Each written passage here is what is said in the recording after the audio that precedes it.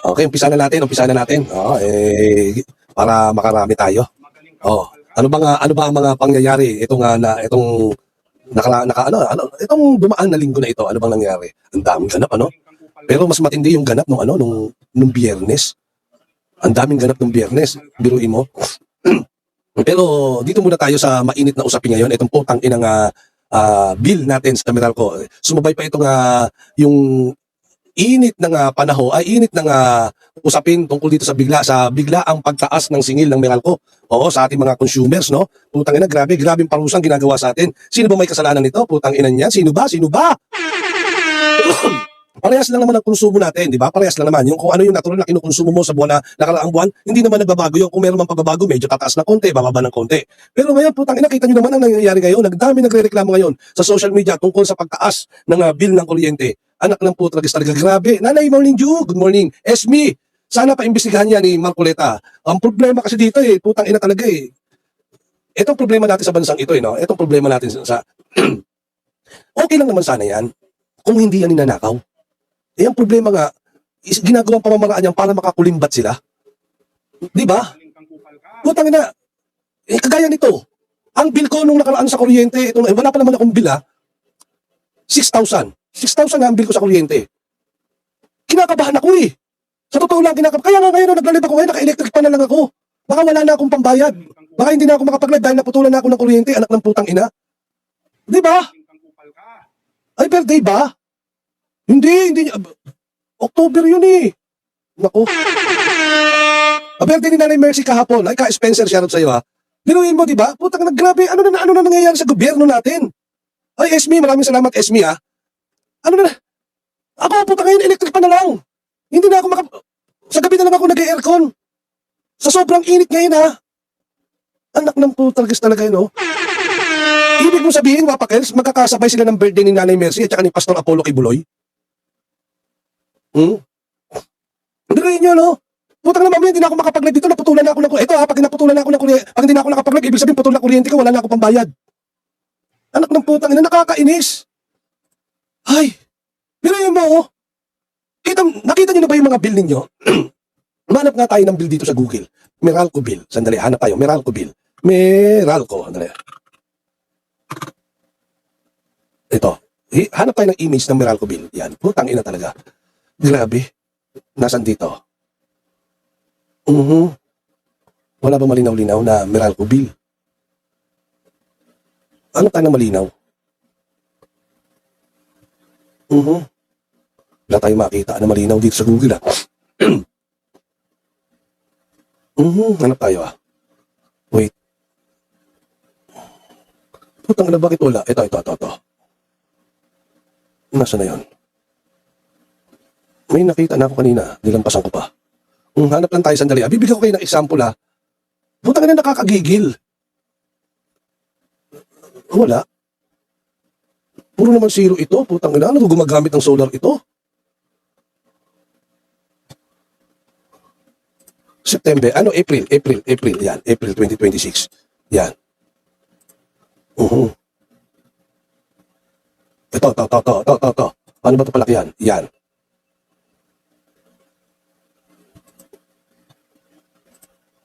Dali Putang ina yan. Paano ba ito pala? Ito. Okay. Ito, panoorin. Ito, tignan ninyo Tignan nyo kalokohan na pinagagawa ng gobyerno natin. Ay, paano ba ito palaki yan? Yan. Wala na ba? Wala nang ilalaki? Nakikita nyo ba? Yan, nakikita ninyo. Puta, malabo, Malabo. Nakita nitong subsidies, distribution, system loss. Generation, transmission, system loss, distribution, subsidies. Ito yung subsidies. May senior citizen pa, government taxes, universal charges, PIT-all, others. Putang ina, May pa ito, May, 2025 pa pala ito. Putang ina talaga yan. Ano ba yan? 2025 pa pala itong pinapakita ko. Diyos mio, Marimar. Wag yan. 2025 pa pala yan. Buisit na yan. Kung mapapansin ninyo, ang daming charges. Ang dami nilang charges na hindi, ito mga charges na ito, hindi naman ito sinasangguni sa atin. Sila lang din ang may gawaan ito. Gumagawa sila ng paraan kung paano sila magkakapera.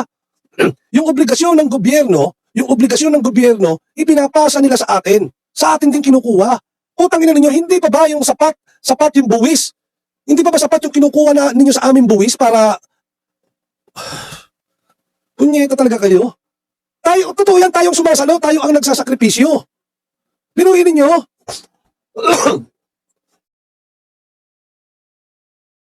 Buti sana kung kasi yaman ako ni Ka Spencer, anak ng putang ina, di ba? Magaling kang kupal ka. Grabe. Anak ng syoktong, putang ina talaga. Ako mapapamura ka na lang talaga sa ginagawa ng gobyernong ito eh. Nasaan na ba yung... ito. Panoorin muna natin ito. Okay.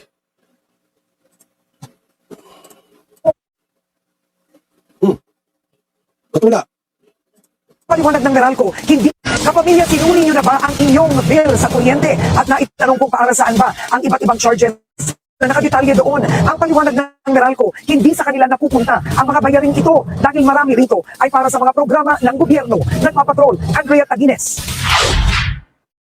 Kahit mainit, hindi na halos gumagamit ng aircon ang pamilya ni Ses. Nakajag din ng malamig na tubig para hindi mayat-maya nagbubukas ng ref. Kaya laking gulat niya na lang nang halos dumoble ang bill nila sa kuryente para sa buwan ng Abril. Talagang mahirap kasi TNDS yung asawa ko. Nagtaas ng langis. Kung dati nakakauwi siya ng 800, 900 isang araw, ngayon 400, 500. Sakto lang para maipang-ulam kinabukasan. Tapos ganyan mag-charge si Meralco. 95 pesos na china-charge ka para dun sa Fit All o GA All. Isang kilong bigas na namin. Dagdag konsumisyon na niya ang mga charges na hindi naman niya maintindihan. At nang tumawag siya sa customer service ng Meralco, hindi pa rin ito maipaliwanag sa kanya ng maayos. Sabi ko, ano ba ito? Kada tanong ko nag-hold ng call. Dahil di ako masagot, binabaan na lang ako. Paglilinaw ng Meralco, ang mga pass-through charges gaya ng senior citizens discount, lifeline rate discount para sa mga 4-piece beneficiaries, feed-in tariff allowance, at green energy Narinig ninyo? Senior citizen discount. Yung mga discount ng mga senior citizen sa ating kinukuha. Ang tanong, tinanong ba tayo ng mga putang inang mga congressman na ito na nagpasa ng batas na yan? Tinanong ba tayo na tayo ay pumapayag na sa ating kukunin? Tayo ang mag-aambag para sa mga senior citizen discount na yan. Gawa lang sila ng gawa ng batas. Wala namang problema yan eh. Kung pumayag ang... Dapat dinaan ninyo sa mga plebisito yung mga yan. Na-open sa mga senior citizen ha. Pero, paano naman yung hindi mga... Paano naman yung mga wala namang kakayahan ng mga Pilipino na mag-ambag? Okay. Sana meron man lang consultation. Ikaw, Chrissy Brooks, papayag ka ba? Kunyari sa'yo nakapangalan yung bill. Papayag ka ba na bawasan yung bill, kargahan yung bill mo para tulong sa senior citizen? Tapos, papirmahin, okay, papayag siya, okay. Dapat gano'n, hindi yung kukunin mo na... Di ba? Bakit gano'n? Nanay ko senior citizen, pero wala naman kaming discount.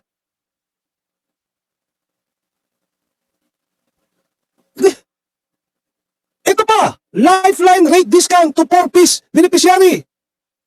Anak, pati mga beneficiary, binibigyan na nga ng ayuda yan buwan-buwan ng gobyerno. Galing sa buwis natin. Pati ba naman Meralco, putang ina, kasali pa rin tayo. Magaling kang kupal ka. Pati ba naman sa kuryente, kasama pa rin tayo sa mag-aambag para sa kanila. Tayo mga nagbabayad ng buwis, hindi naman sila halos nagbabayad ng buwis dahil nga... Ay, putang ina talaga. Magaling kang kupal ka. Putang ina nyo talaga, putang ina ninyo. Grabe oh. Obligasyon yun ng gobyerno. Hindi natin obligasyon yan. Yung bayarin, yung discount na nakukuha ng mga purpose, bakit sa kinakailangan sa atin? Bakit? Ay putang ina talaga. Wala na ba kayong matitinong maiisip? Lahat ikakalga ninyo sa mamamayang Pilipino? Buti sana kung hindi nyo yan ninanakaw, mga putang ina ninyo. Diba? Pero mo, lifeline discount to purpose. Ano ba ibig sabihin ng purpose? Ano yan? Pantawid? Pamilya? Or apatapi? Ano yan? Ano ba yung purpose? Di ba sinabi, pantawid? Ibig sabihin pantawid lang. Hindi buwan-buwan. Magaling kang kupal ka. Di ba? Ano ibig sabihin ng pantawid? Putang ina yan. Purpose? Ano yung purpose? Putang ina yan. Ano ba yung purpose program na yan? Putang ina yan. Pantawid Pamilyang Pilipino Program. Obligasyon ba ng mga consumers yan na mag-ambag para sa putang inang mga pantawid ng mga purpose na yan, beneficiaries na yan? Nakakatanggap na nga sila ng ayuda, pati ba naman kuryente, putang ina, kami pa rin mag-aambag dyan. Pinapasa ninyo, ang nagsasakripisyo kami. Tapos sila libre, sila may ayuda, kami kinakaltasan ng buwis. Kinakaltasan kami ng buwis. Pagkatapos, kung ano-ano pa mga charges, kuryente, ang laki ng tax, lahat, gasolina, ang taas.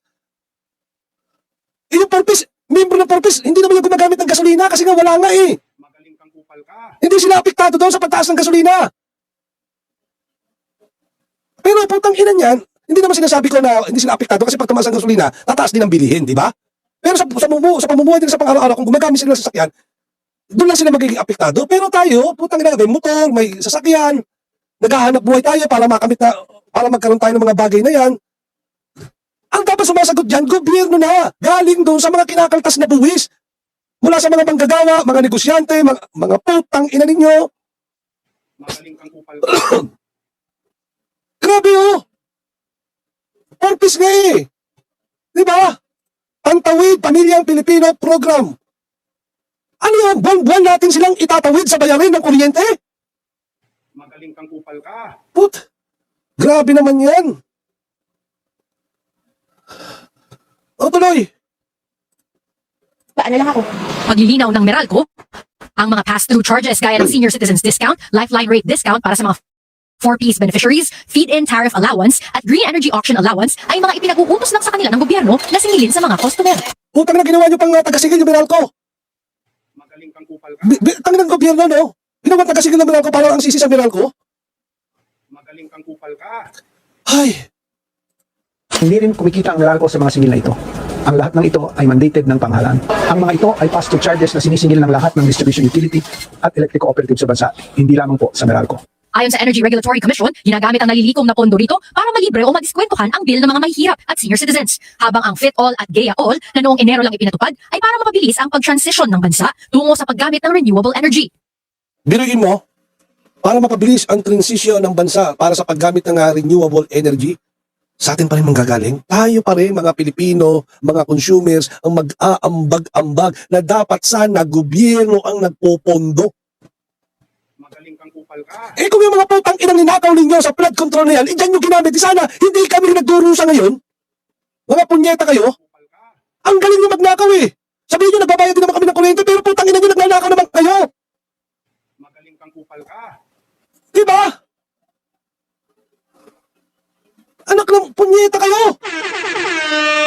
Hindi yan, sa totoo lang. Tayo, na mga consumers na gumagamit ng kuryente.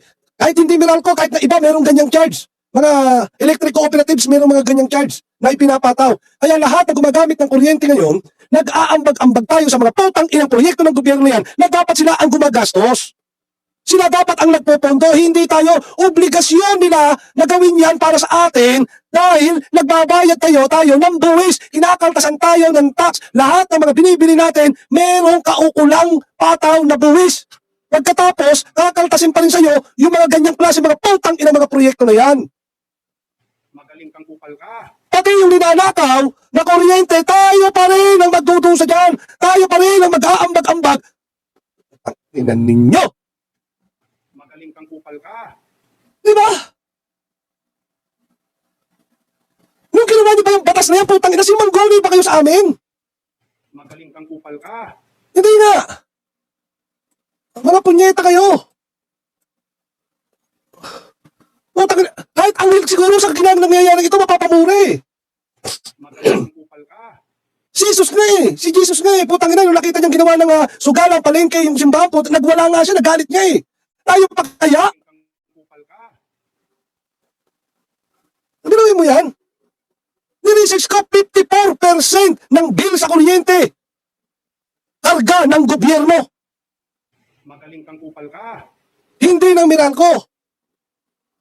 Yung ginagamit natin kuryente, meron ng tax. May government tax na nakalagay doon sa bill. Check niyo yung bill niyo, meron doon government tax. Tapos kakaltasan ka pa ng office, ng kung ano-ano. Ina talaga. Magaling kang Ay, nako. Diba? Pati system loss. kupal ka. Diba? Pinapasa sa consumer. Kahit sabihin na nila na mayroong gap yan, na may limit, mayroong gap na pinapayagan lang ng gobyerno, pero ganun pa rin tayo pa rin na nagbabayad.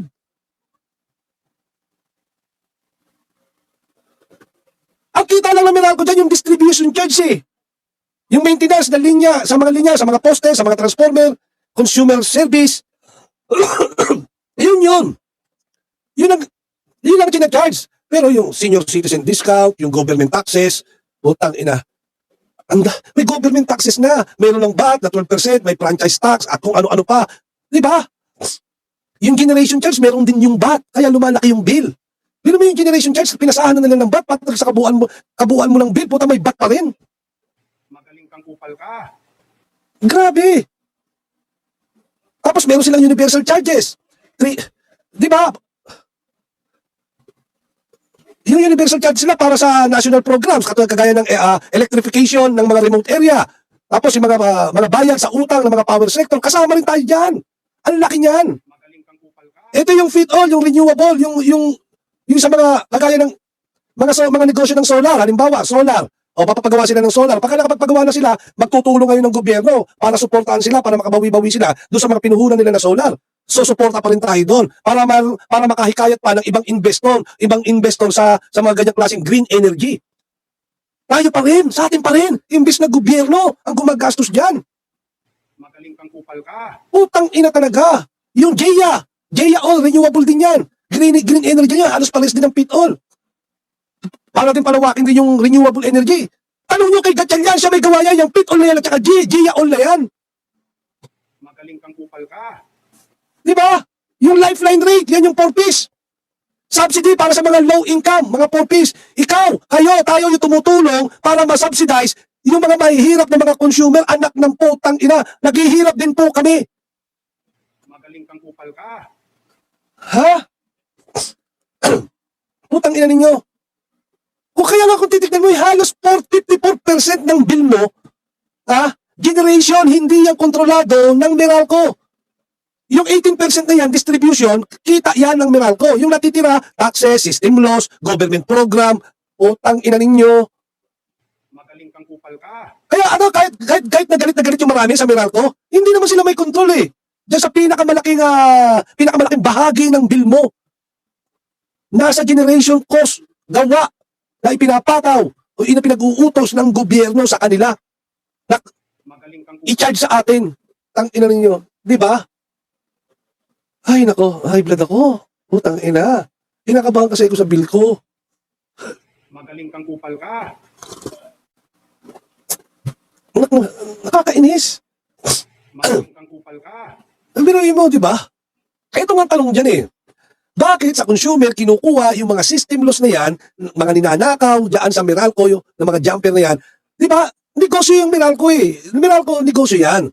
Sa negosyo, merong lugi, merong kumikita. Di ba? Tama mali. Pinapabayaan lang din ng Meralco na kumbaga sa hindi maayos yung kanilang yung pagbabantay dyan eh, di ba? Di ba? Kumbaga sa nagpapabaya sila sa mga nagpapabaya sila sa mga magnanakaw ng kuryente. Halimbawa ganito. Halimbawa, bigyan kitang example. Halimbawa, mayroon akong negosyo. May negosyo ako. Tapos, ninakawan ako ni Esme. Ninakawan ako ni Esme halimbawa. Pwede ko bang i-charge sa mga consumer ko, doon sa mga kliyente ko yung ninakaw sa akin? Ha? Sige nga. Di ba? Kung yan, meron na lang akong tindahan. May tindahan ako. Ninakawan ako ng isang kabang bigas. Kasi mahal sa hirap ng buhay, kailangan mo kumain ng wala ka pambiling bigas. Ninakaw yung bigas. Dahil ninakaw yung bigas ko, pwede ko ba taasan yung presyo? I-charge ko sa mga bumibili sa akin? Kang kupal ka. Sige nga. Sige. I-charge mo sa mga bumibili sa buong barangay, pwede ba yon? Hindi naman pwede, di ba? Kupal ka. Hindi na. Puta, pinagpapawisan ako. Putang ina niyan. Tsaka lang, malang kuryente ngayon. Ganun ba, Meralco? Yung ninanakaw sa'yo, kailangan lang magdusa yung mga consumer? Bakit hindi nyo paigtingin yung kampanya ninyo laban sa mga putang ina magnanakaw ng kuryente na yan? Di ba? Bakit kailangan consumer ang mag-suffer? Di ba? Ako wala akong problema sa gobyerno ha. Kung yung wala akong problema sa yung binila doon yung government taxes. 'Di ba? Government taxes nakalagay diyan sa bill niyo. Tingnan niyo yung bill niyo, government taxes. Pero yung senior citizen discount, sana meron kayong consultation sa mga consumer kung pumapayag sila na mag-ambag ka sa senior citizen discount, sa 4-piece, yan, sa PIT-all na tinatawag, yung JA-all na lifeline, yung lifeline rate, yan yung sa 4-piece subsidy.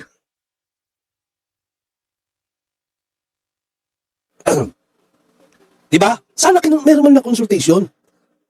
Pinadala sana ng Meralco. O pinag-uutos ng gobyerno, ganito. O kung ikaw mayaman ka naman, okay lang na tumulong ka. Pero yung mga hindi naman afford na tumulong na kinakapos pa nga. Kagaya ng mga, ay putang ina ninyo. Magaling kang kupal ka. Ang mahal lang kasi magpasolar. Pag gusto ko na magpasolar ng buong bahay, putang ina, para wala na ako. Mag-off-grid na lang ako eh. Magaling kang kupal ka. Di ba? Bakit gano'n yung sistema? Bakit pinapasa yung system law sa consumer? Ay, nako. Ay, good morning, James. Sandali hindi ko na kaya magbubukas ako yung aircon.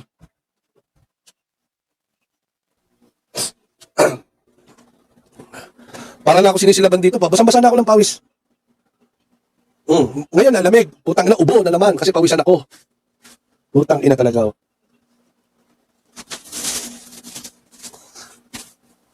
Basang-basa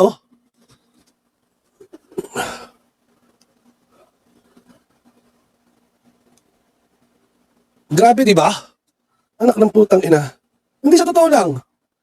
Yung system loss, mahina yung enforcement nila eh. Labasan na ako ng kuryente. Tayo magsasakripisyo. Ay, nako. Ito pa. Yung fit all na yan. Yung electric power Electric Power Industry Reform Act. 2001 yan, EPIRA law yan. Ang dami. Senator Gatchalian, pakisagot mo nga ito. Anak ng putragis ka. Tuloy muna natin itong video. Nakakainis eh. Mapapakinabangan din natin ito. Mas bababa. Yung Mapapakinabangan daw natin. Tapos kasi mas bababa yung, putang ina ninyo. eventually, yung magiging blended rate ng ating mga nababayaran ng ating mga consumers kung lalaki yung share ng renewable energy resources. Pero tanong ni Ses, hindi ba sapat na may hiwalay na siyang binabayaran ng government taxes sa kanyang bill para sa mga programang ito? Ang dami ng issue ng kurakot, pero ito, project ng government, tayo pa rin magbabayad. Saan mapupunta yung binabayad natin tax? Lagi naman din kami pumupot sa Congress at sa Senate. Kaya Ayan bilhin mo, bakit tayo pa rin? Grabe, di ba?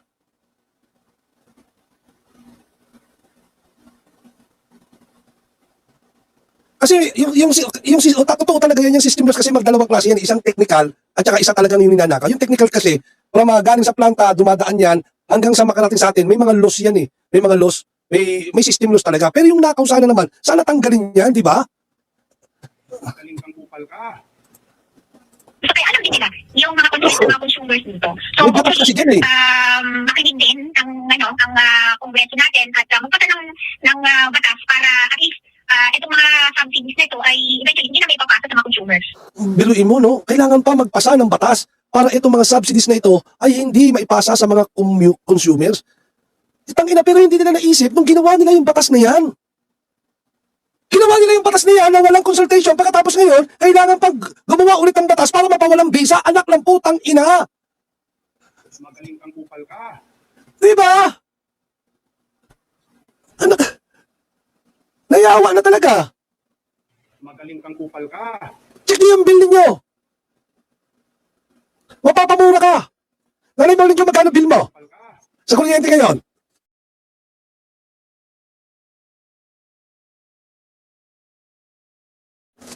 Diyan na nga tayo ngayon. Ito na nga yung pumapasok ang politika rito. Alam niyo kung bakit? Kasi yung mga yan, yung mga nagpapanukala ng mga ganyan, yung mga system, yung mga ano na yan, sila yung mga Meralco, yung mga solar company, mga ganyan.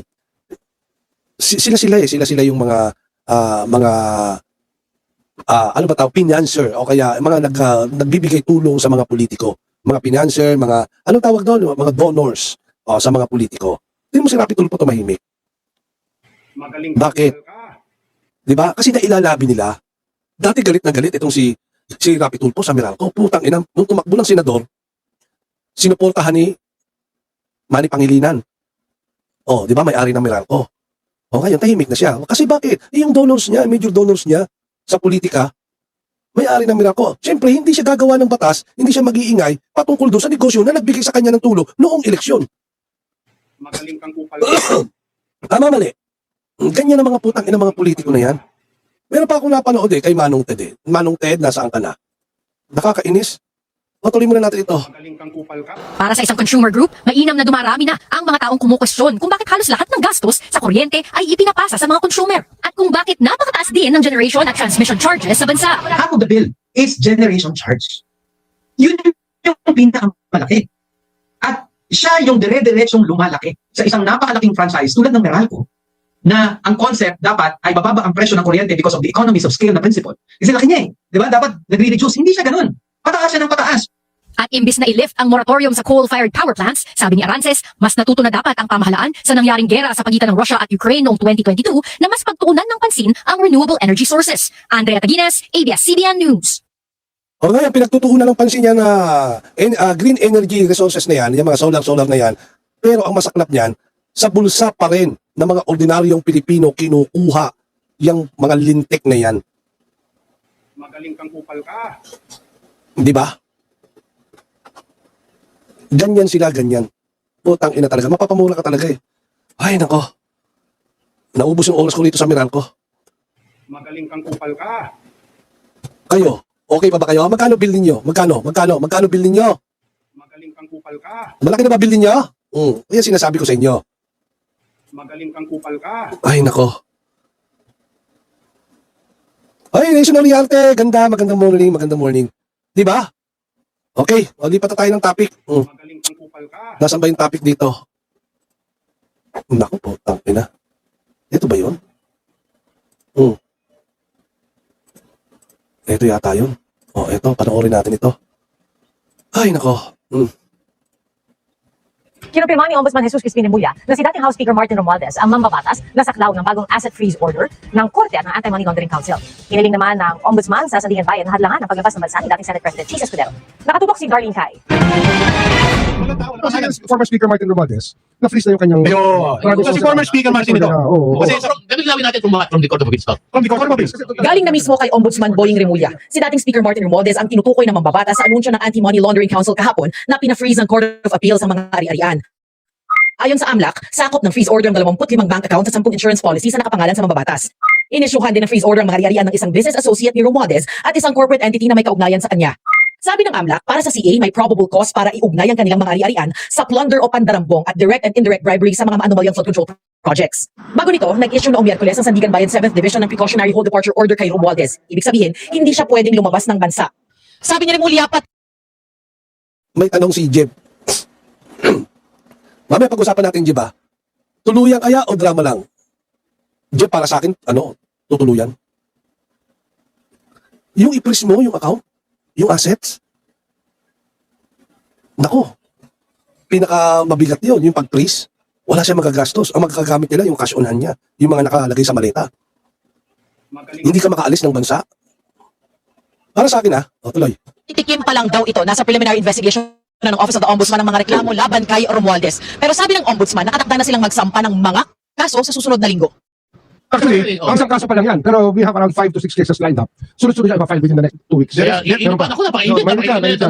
Sinagot din ni Remulla ang hiling ng kamo ni Romualdez na mag-inhibit ang Office of the Ombudsman sa pag-iimbestiga sa kanya. Dahil sa anilay preconceived position ni Remulla sa mga issue laban sa kongresista. No such thing as division. No such thing. Asahin nyo kasi sabi ko sa abogado nagsasabi yan, baka absent ka nung tinuturo yan. Go back to law school. Prosecutors are supposed to side with the victims of crimes. Ayun, di ba? Ayun, ano ba ang Office of the Ombudsman?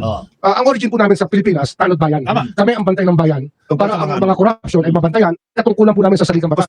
Nauna nang itinanggi ni Romualdez na may kinalaman siya sa budget insertions at anomalya sa flood control projects. Patuloy na sinusubukan ng GMA News na kumuha ng karagdagang pahayag mula kay Romualdez pero wala pang tugon sa ngayon.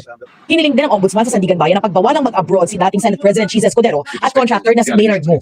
Kanina, na-raffle na sa Sandigan Bayan 6th Division ng ex parte application para sa precautionary hold departure order laban sa dalawa. Kaugnay ito ng mga reklamong plunder, direct and indirect bribery at paglabag sa Anti-Graft and Corrupt Practices Act. Ang kampo ni Escudero nagsabing magpapadala raw sila ng statement pero wala pa silang ibinibigay sa ngayon. Nauna nang tinanggi ni Escudero na may kinalaman siya sa mga anomalya sa flood control projects. Sinusubukan din ng GMA News na makuha ang panig ni Mo pero wala pa siyang tugon sa ngayon. Darlene Kai, nakatutok, 24 oras. Nako, putang ina. Ay, nako. Isa ka bang animal ka pahirap sa bansa? ngayon, ito pag-usapan natin. Kayo, ano sa tingin niyo? Take note ha. Take note ha. Nasa na yun? Ang dahilan ng pag-freeze ng asset ni... Sandali ah. Anak ng pucha talaga, oo. Ang dahilan ng pag-freeze ng asset ni Remulla, isa sa ginamit doon sa Court of Appeal, yung affidavit ng 18 Marines at saka ni Sergeant Orly Gutesa. Kupal ka. Yan. Ito. Pakita natin sa inyo ha. Pakita natin. Nabasa nyo na ba ito? Nabasa nyo na ba ito? Baka hindi nyo pa ito nabasa ha. Okay. Ito yung testimonial account of Saldico, Ezekiel at saka si Natividad. Yung si Ezekiel at saka si Natividad, ito yung mga miyembro ng 18 Marines o 16 Marines and 2 soldiers. Ayan ha. Para sa mga soldiers. At saka si Sergeant Orly Gutesa. Ayan. Ayan ha. Ito, isa-isang ginamit yan. Ayan ha. Review the sworn statement of Ezekiel Natividad and Gutesa are duly affirmed by them show that each possess personal knowledge of the transaction and circumstances. Diba? Circumstances. Yan. Tapos surround the implementation of the scheme reason by the direct active participation therein. Gutesa, in particular detail the systematic delivery of large sum cash. Ayan. Diba? Ayan. Ayan. Ginamit doon sa Kupal ka. ginamit na yung affidavit labang kay Martin Romualdez. Okay. Magaling kang kupal. Pag-usapan natin ito. Ngayon, yung paggamit na yan, yung paggamit ng testimonya na yan, may bigat ba yan? May bigat. Totoo, mabigat yung testimonial evidence. Pero hindi naman yan automatic na panalo eh. Di ba? Alam naman natin yan. Pagdating sa Sandigan Bayan, magkakaroon pa yan ng trial. Di ba? Ganun lang yan eh. Kumbaga sa ang ginawa ng Court of Appeal, mayroong probable cause, kaya piniris nila yung asset ni Tamba. Okay. Ngayon, ang dami nagtatanong dito ginamit pero asang Malacanang di kasama. Ayan. Ibig sabihin, doon sa kanilang affidavit, organize. Diba? Organize yung nakawan. Diba? Sinabi ni Saldico, binanipula yung budget, tapos may mga cash conversation, yung mga pag-deliver ng pera, delivery system, mga basura, maleta, diba? Yan yung nangyari, kaya lumabas na etong si Tambaluslos, utang ina, pinris. Okay. Ngayon, Magaling kang kupal ka. bakit tila baga dinidikdik na itong si Romualdez? Kayo sa palagay nyo, ano nangyari? Kasi marami ebidensya, may video pa. Yung video ni Saldico, yung mga nilabas niya ng mga ebidensya na pinost niya sa kanyang social media, ginamit din yun na ebidensya laban kay Romualdez. Di ba? At nagko-corroborate yun doon sa mga testimonya ng mga 18 Marines. Ayan. Sige. Di ba? Todo ignore yung mga affidavit nila ni Sergeant Gutesa 18 Marines. Putya ngayon ginamit against Ambalon. Kaya nga ito ngayon. Ngayon, kinasuhan si Martin Romualdez, di ba, yung narrative na organized corruption, tapos may mga insider witnesses. Ang insider nga, itong mga 18 Marines, di ba? Dahil sa pag-deliver ng pera, nagpapakalma lang yan, boss. Kaya nga mamaya pag-uusapan natin, Esme, para madilim yung comment, Okay. Magaling kang kupal. Ngayon, may tatlong posibleng mangyari dyan. Pwedeng makumbik si Tambaluslos kung mayroon pang lalabas na mas matibay yung tinatawag na hard evidence na susuporta dyan sa isinampang kaso. Di ba? Yan ang pwedeng mangyari dyan. Pwedeng ma-dismiss. Pwedeng ma-acquit. Di ba? Kung mabubutas yung ebidensya sa pamamagitan ng cross-examine, pwedeng ma-dismiss. Di ba?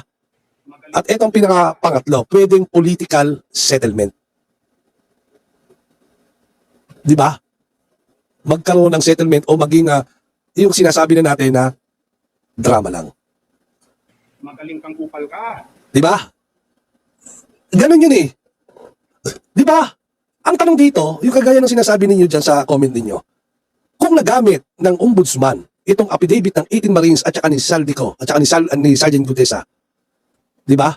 Para sa, hindi naman ito yung pero nagamit, para sa karagdagang testimonya at saka ebidensya bilang testigo na rin, di ba? Upang masampahan ng kaso ito si Tambaluslos diyan sa Sandigan Bayan. Bakit hindi ito ginagamit at isinasawalang bahala lamang ng Blue Ribbon Committee sa pamumuno ni Senator Lacson? Magaling kang kupal ka.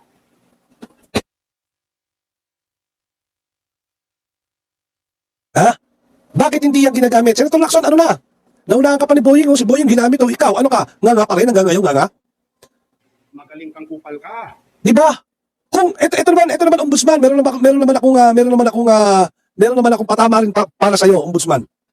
Kung ginamit mo yung testimonya, yung ebidensya, yung affidavit ng 18 Marines ni Saldico at saka ni Sergeant Gutesa para ma-freeze ang account ni Tambaluslos, di pwede mo rin gamitin yan para ma-freeze ang account ng mga nababanggit na pangalan na pinagdelibera ng pera ng 18 Marines.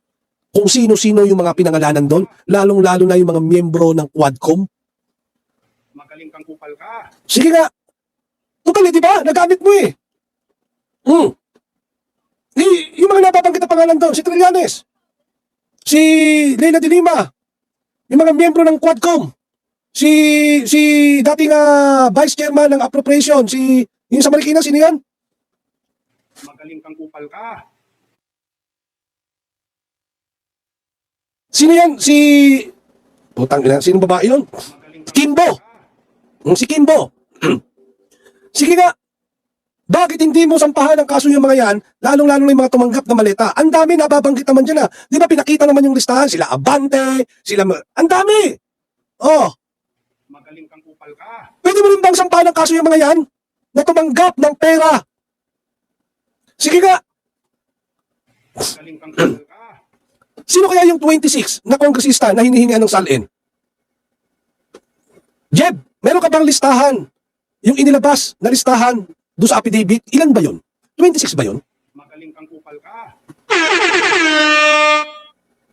Bilangin nyo nga kung 26 yun, yung congressman na yun, na binigyan di umano, o dinilibiran di umano, ng mali-malitang pera. Magaling kang kupal ka. Di ba nandun si Ortega, si Abante, sino pa? Si Acop, napatay na.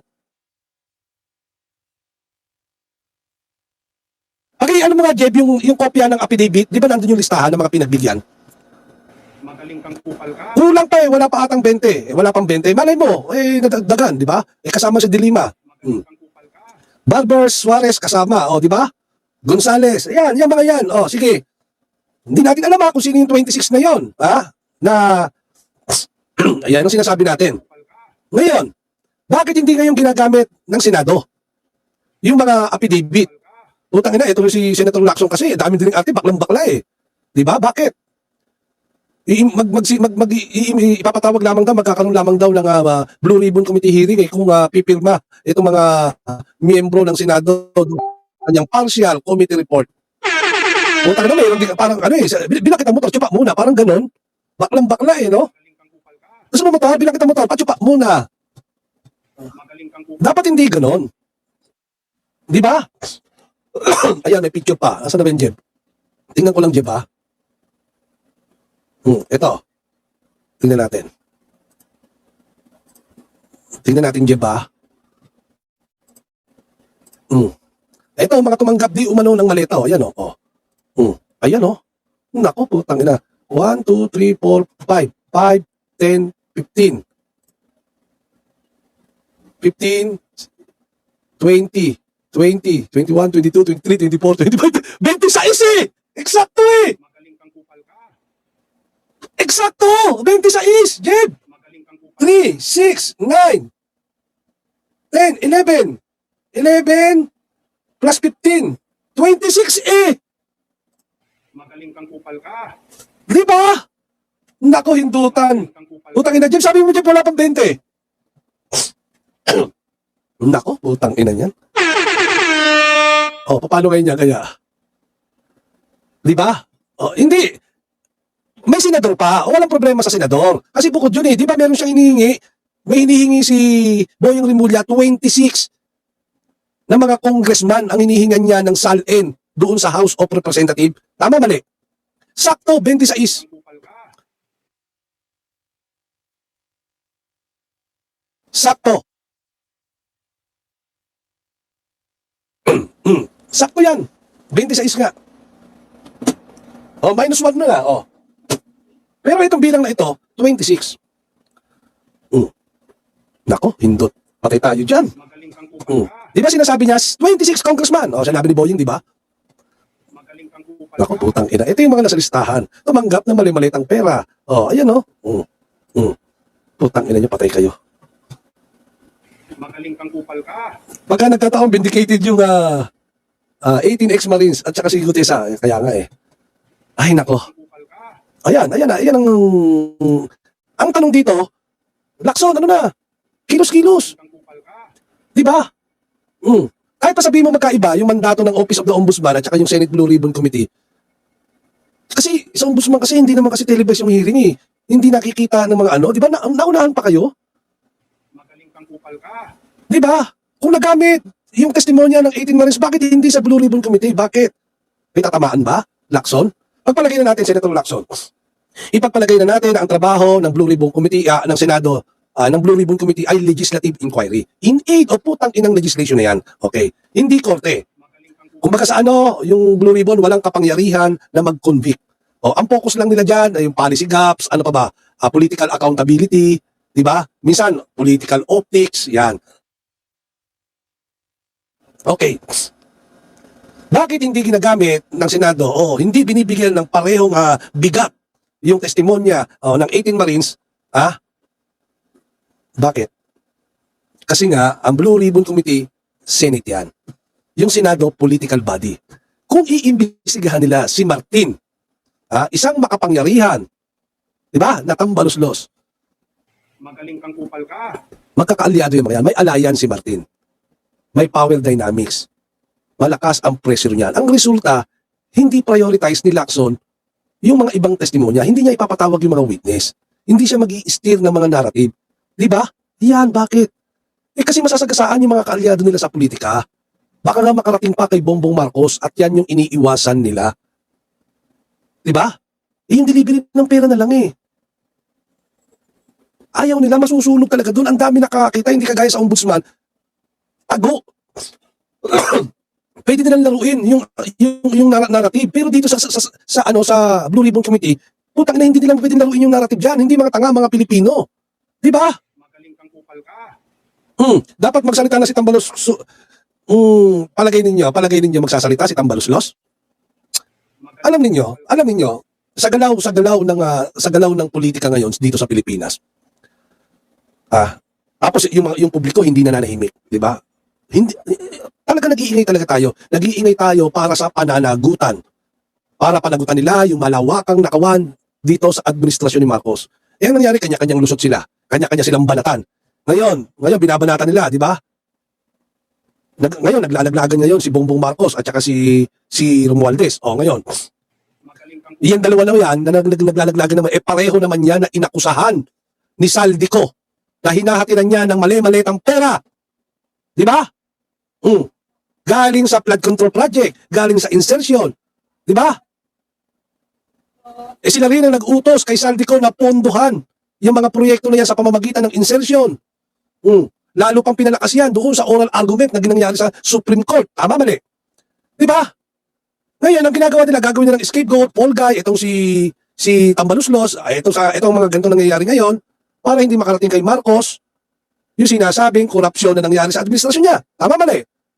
Drama lang yun ni Tamba. Kaya nga, dito natin malalaman yan. Meron bang tension ngayon? Ito. Para malinaw tayo. Meron bang nangyayaring tension ngayon sa pagitan ni Marcos at saka ni Martin Romualdez? Naniniwala ba kayo? Posible. Kasi sa Philippine politics, kahit magkakamag-anak, nagkakabanggaan eh. Kapag ang uusapan na dyan, pagkontrol na ng pondo, lalo na pagpapalapit na eleksyon, di ba? Tapos parating sa'yo yung sisi, di ba? Nagkakabanggaan talaga. kupal ka. Di ba? Tama, mali. Mahiya naman kayo, sabi ni BBM. Hindi nga, ito, ano kaya sasabihin ni BBM sa darating na zona, no? Yung sinabi niyang mahiya naman kayo, tangina mo, zona na naman, BBM, malapit na mag-July. Anak ng putang ina kaya. Ano na? Kupal ka. Ha? Sige nga. Magaling kang kupal ka. Ngayon, ilalaglag ba si Romualdez para maputol yung chain papunta kay Marcos? Pwede bang mangyari yan? Pwede bang mangyari yan sa kanila? Sige nga. Ano yan? Sacrifice mode? I-isolate ninyo? Kumbaga sa ano? Isolate the problem, sacrifice. Tambaluslos? Magaling kang kupal ka. Gawin natin mas maganda. Isolate the problem, sacrifice one node at saka protect the top. Isasacrifice niyo si Romualdez. Kupal ka. Sige nga. Diba? Ano kaya mangyayari rito? Ang dami nating tanong dito eh. Ang dami nating tanong. Hindi, nakakainis eh. Hindi natin alam kung pinaglalaroan tayo ng putang inang investigasyon na ito. Etong kaso-kaso na ito. Magaling kang kupal ka. Di ba? Kasi ako sa akin na, ang nakikita ko rito ang nababasa ko rito sa nangyayari ito. May kakasuhan. Si Tambaluslos. Si Tambaluslos. Pero hindi aabot sa presidente. Tapos, pangalawang senaryo, magko-collapse yung kaso. Mabubutas yung mga testimonya ng mga testigo. Tapos mawawala na yung momentum. Pwede rin lalabas na mas matibay yung mas matibay yung ebidensya, di ba? Pwede rin mangyari 'yon. Ang dami mga senaryo pwedeng mangyari rito. Kaya lang hindi natin alam kung ano ang nasa isip ng mga putang inang mga yan. Magaling kang kupal ka.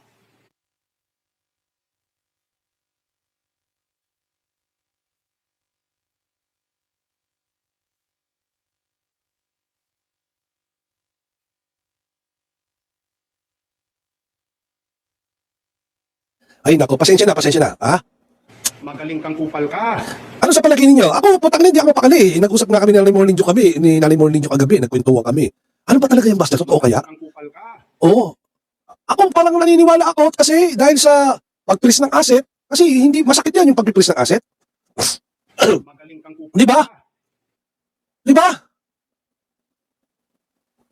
Kasi mabigat din yung sinabi ni Tamba na di lang ako pwedeng mapahamak dito. Isa pa yan. Pwedeng ano rin yan, putang ina. Hindi pa pwedeng baka lumabas ang lahat ng katotohanan dito pagka ginalaw natin itong putang inang pinsang ko. Baka dami-dami na tayo rito. Di ba? Baka madamay pati yung mga... Ikwento mo na kaya lahat para dami-dami na kayo. Putang na mag-self-destruct na kayo lahat. Magaling kang kupal ka. Mamita siya raw. Di ba? Ngayon, ito lumalabas sa... Putang ina, mahirap kasi. Ano ba? Ayoko sabihin, pero sasabihin ko ba? Magaling kang kupal ka. Sasabihin ko ba? Wag na kaya. Magaling kang kupal ka. Ito, ganito na lang. Ito na lang. Ngayon, sandali naman itong live natin. Pag-usapan natin to. Paano mo malalaman kung yung kaso laban kay Martin Romualdez ay totoong laban sa korupsyon? Ito yung mga tanong ninyo eh. Totoo ba yan? Hindi ba ito drama? Malalaman nyo naman eh. Madali nyo lang malaman. Ito. Malalaman nyo kung talagang tutuluyan si Martin Romualdez o nag-cover up lang. Malalaman nyo yan. Bigyan ko kayo ng mga red flag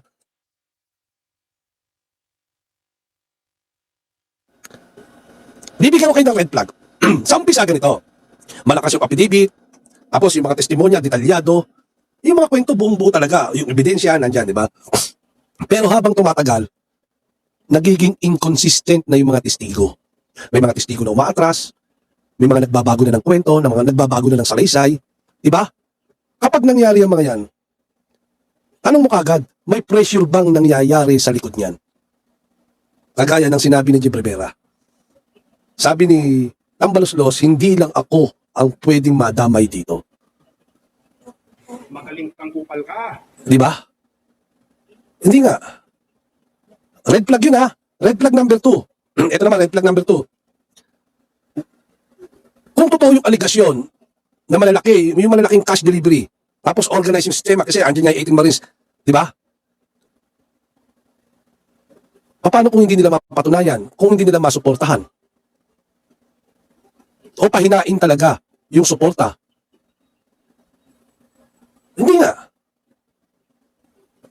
Ang dami mo pwede red flag dito. Baka na-safe na asset niyan. Di ba? Kasi nagkakaroon kasi ng yung kumbaga sa yung narrative, di ba? Nagkaroon ng malawakang sistema ng nakawan. Pero, sa kaso, iisang tao lang yung napapanagot nila. Ito na si Tambaluslos, sila Chis Escudero. Nasaan yung iba? Bakit di kasama si BBM? Magaling kang kupal. Bakit hindi kasama yung mga si Kimbo? Bakit hindi kasama si Amena Pangandaman? Bakit hindi kasama yung maglolo ba yun na Bersamin? Magaling kang kupal. Hindi nga, bakit hindi kasama yung mga yon? Ano to, selective accountability? Papayag ka ba, Tambaluslos, na putang ina, ikaw lang? Magaling kang kupal ka. Red flag din pagka nag-umpisa na yung kaso dyan sa Sandigan Bayan Kapag yung kaso, yung hearing, laging postpone, laging mayroong mga technical issue. laging may mga dahilan para hindi umusad yung kaso. Strategy na yan minsan. Strategy na yan. Kumbaga sa ano, mapapagod na yung publiko, mapapagod na tayo, mawawala na yung interest natin. Kumbaga sa ano, mababaon na lang yung kaso sa limot natin kasi meron naman tayong bagong pag-uusapan, pupunta na naman tayo sa eleksyon, pupunta na naman tayo sa impeachment ni BP Inday. Magaling kang Di ba? Ang dami pwede nilang pantapal dyan para hindi mapag-usapan. Yan, red flag na yan. Di ba? Tapos red flag yan pagka nag-shift na ng narrative, di ba? Di ba? Hirap yan eh. Yung bandang huli, sasabihin nila, kulang yung ebidensya, may problema sa procedural issue, mga gagawin nilang technical dismissal. Ang dami na lang pwedeng gawin para ma-dismiss yung kaso na yan. Kaya ako kung tatanungin niyo ako kung naniniwala ba ako na ito ay drama lang, pwedeng totoo, pwedeng drama lang. Hinihintay ko pa yung red flag. Di ba? Ako hinihintay ko pa eh. Hindi ko pa nakikita yung red flag eh. Red flag din kung walang umaakyat sa itaas. Kasi may testimonya na nagsasabi na mayroong mas mataas na sangkot eh. Di ba si Bongbong Marcos nga daw? Red flag din niya pag hindi inimbestigahan si Marcos, walang follow-up. Kumbaga sa ano, walang expansion yung kaso. Di ba?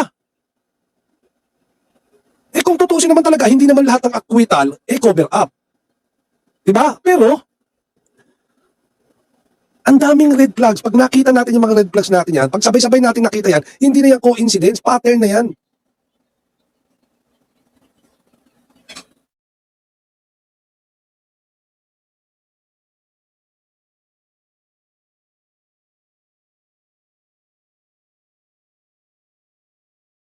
Ay, nako. Butang grabe talaga. magaling Sama na lalamunan ko. Ay, nako. Hindi ko masyado sinasakyan yung laro nila. Hindi sa totoo lang eh. Di ba? Ay, yung ano niya nga pala ha. magaling kang Yung mga 26 ha. Baka pwede. Boying, idamay mo na yan. magaling kang Boying. kupal ka. Idamay mo na itong 26 na ito, Boying oh. Putangin na naman oh. Ang dami nila ako ng mga ito. Magaling kang kupal ka. Boying. Ayan oh. Magaling Sige na. Sampahan mo na rin ang kaso yung mga yan. kupal ka. Baka maniwala kami sa kwento mo. Sige na, sa script ninyo. Please. Magaling kang kupal ka. Di ba? Mga tumanggap na maleta. Bakit? Kasi kung yung court of appeals nga, di ba? Umasa doon sa sworn affidavit para i-justify yung mga pag-freeze ng asset ni Tambaluslos. Nakita ng court of appeal na may sapat na indika o reliability yung mga salaysay ng 18 Marines. May probable connection sa alleged illicit funds na mga natanggap nila. Ngayon, pwede rin gamitin ng ombudsman pwede rin gamitin yung ganitong parehong affidavits ng 18 Marines para dyan sa pag-freeze ng mga lintik ng mga account ng mga yan. Magaling kang Di ba? kupal ka. Gamitin mo, ombudsman. Hinahamon namin kayo. Magaling kang kupal ka. Uminom ka ng gamot, Buster, amoxicillin. Hindi, babalata ko ngayon, amoxiclab na. Amoxiclab, putang ina. Ganito ako, hindi na ako kaya ng amoxicillin, amoxiclab na ako. Magaling kang kupal ka. May statement pa si Claire, wag daw muna magsalita si Tamba kasi wala pa naman daw resolusyon. Sila, kaya nga eh. Takot nga sila na umakyat sa taas, natatakot din sila na magsalita. Ito, maniniwala lang ako Maniniwala lang ako sa kwento na yan kapag nagsalita na si Tamba at itinuro si Bongbong Marcos. Maniwala kayo sa akin. Kayo ba? Ikaw, Jeb? Jeb?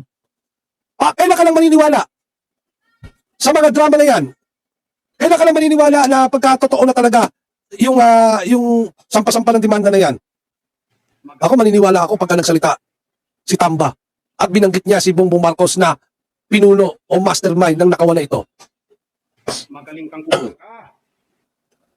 Ako, doon ako maniniwala. Sa manilalamunan ko. Di ba? Sige na, babay na muna. Sakit talaga ng lamunan ko, Makati. Sobrang kati. Babay na, love you mga chup-chup. Babush.